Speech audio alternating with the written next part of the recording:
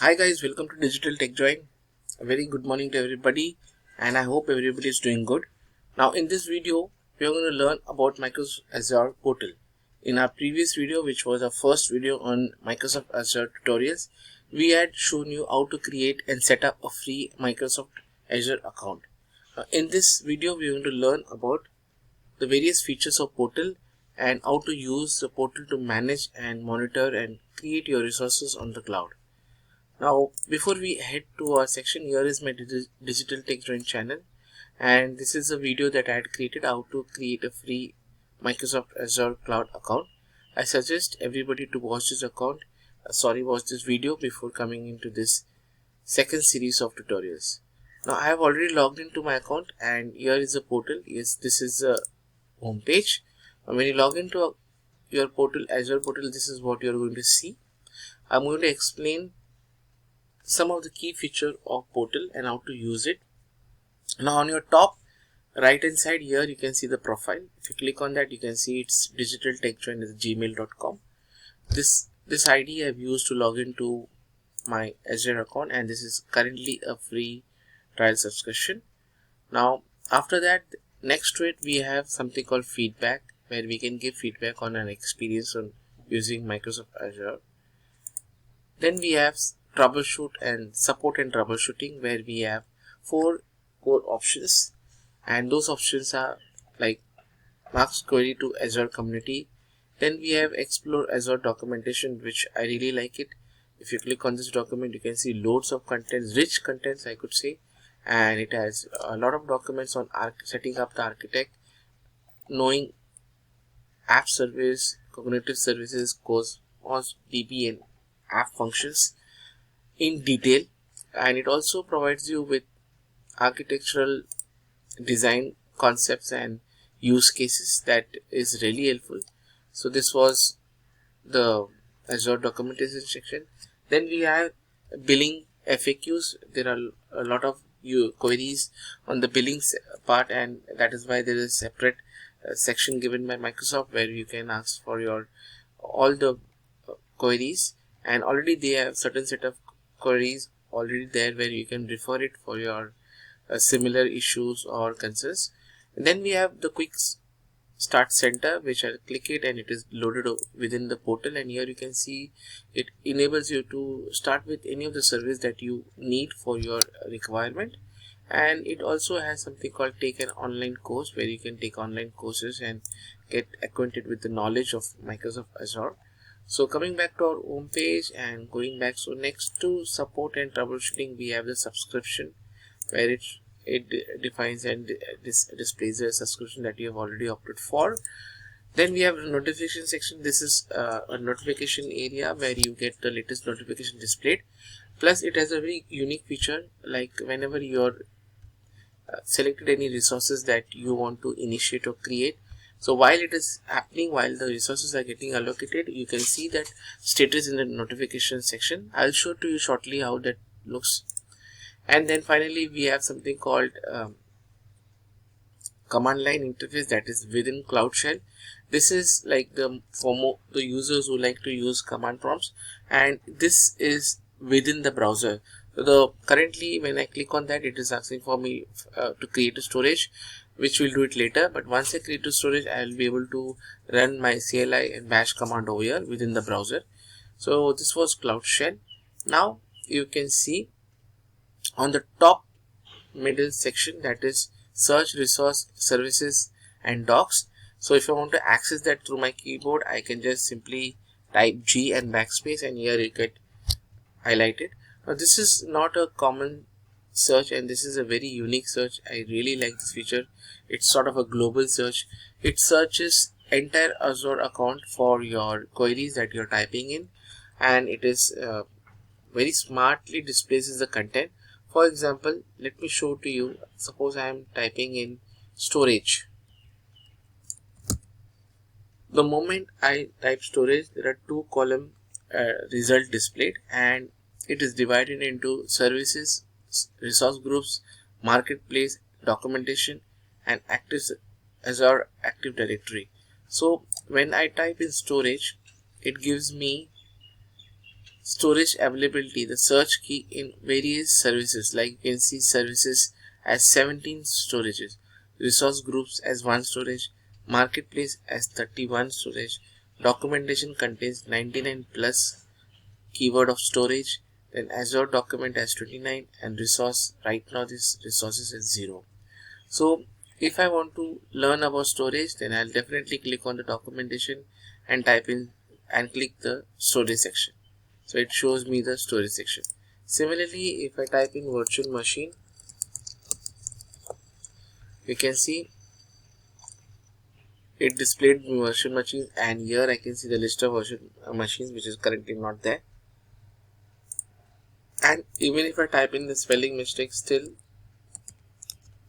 it will understand. So I have typed wrong spelling and still it was able to filter out and identify what I am about to search.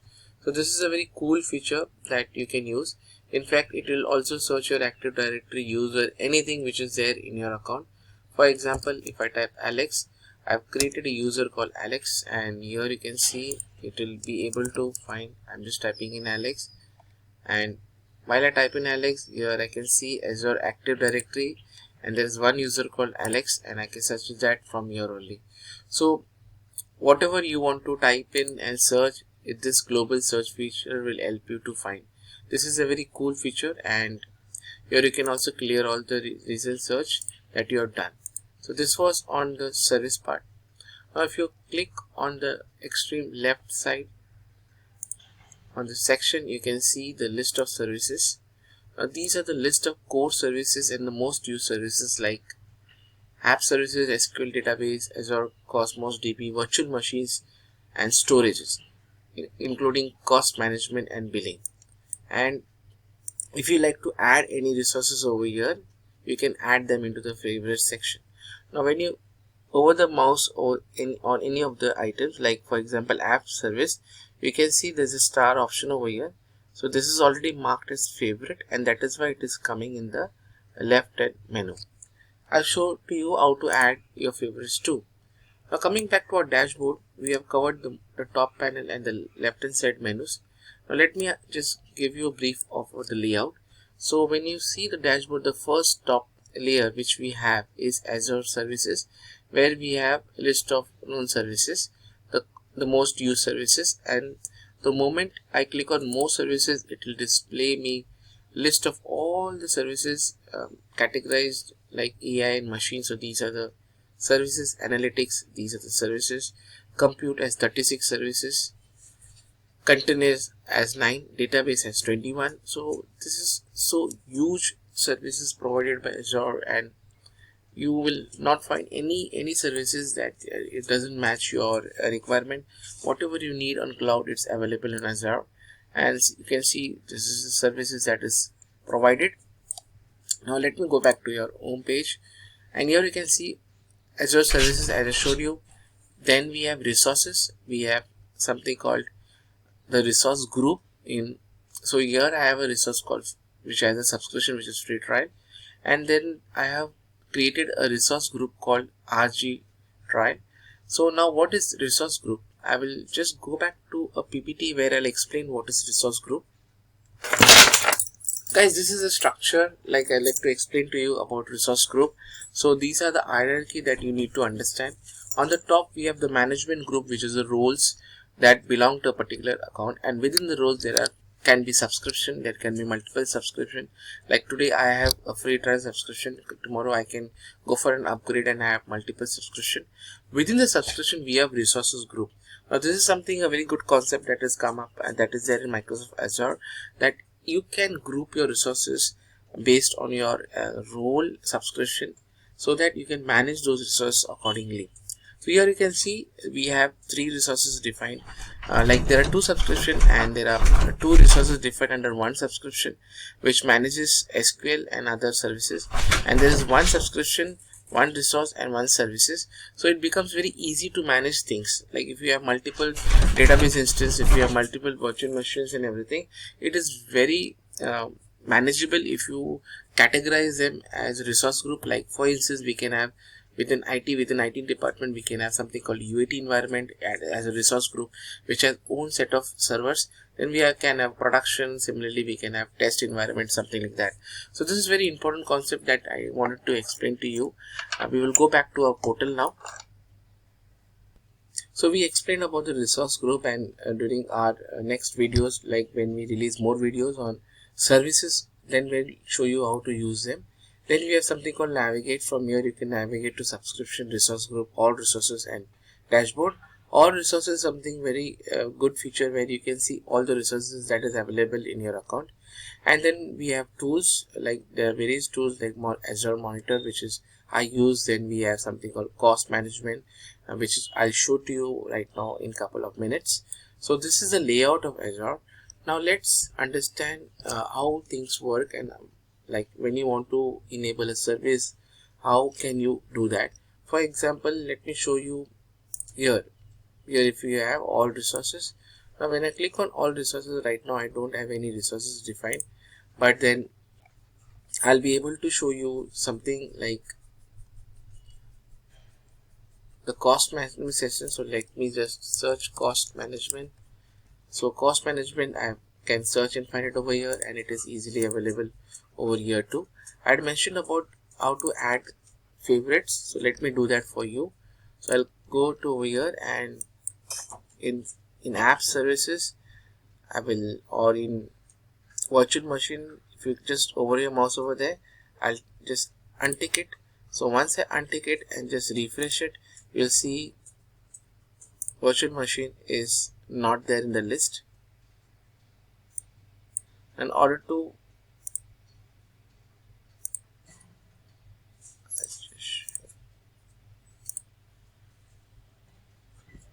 I'll click on the virtual machines, and it is still there, so sorry. So now I have removed it.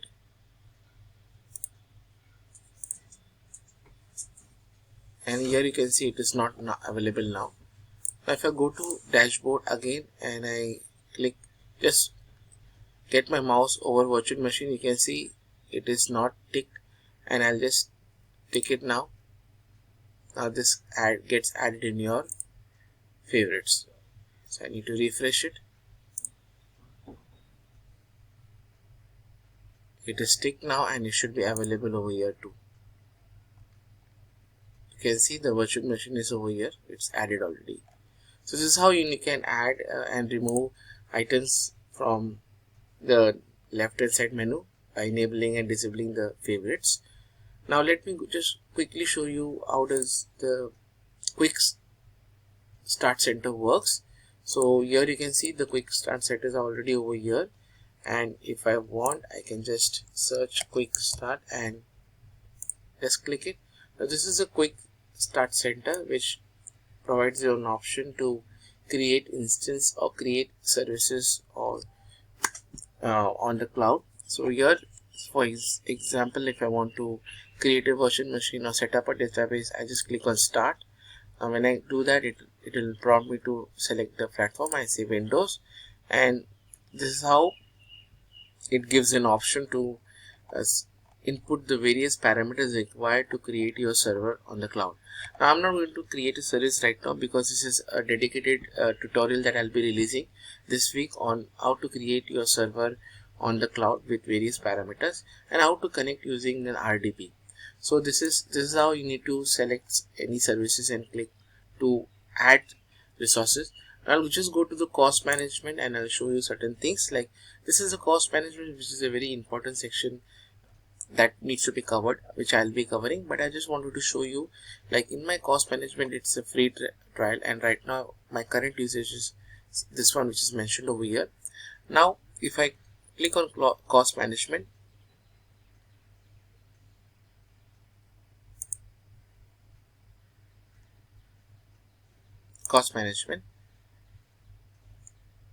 here you can see on your left hand side where we get various options like budgets, cost alerts, cost analysis.